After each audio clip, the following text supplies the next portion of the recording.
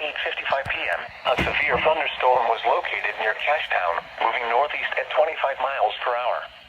Hazard, 60 miles per hour wind gusts and quarter-size hail. Source, radar indicated. Impact, hail damage to vehicles is possible. Expect wind damage to trees and power lines.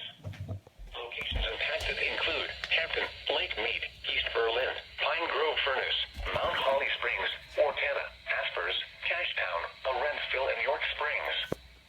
For your protection, move to an interior room on the lowest floor of a building.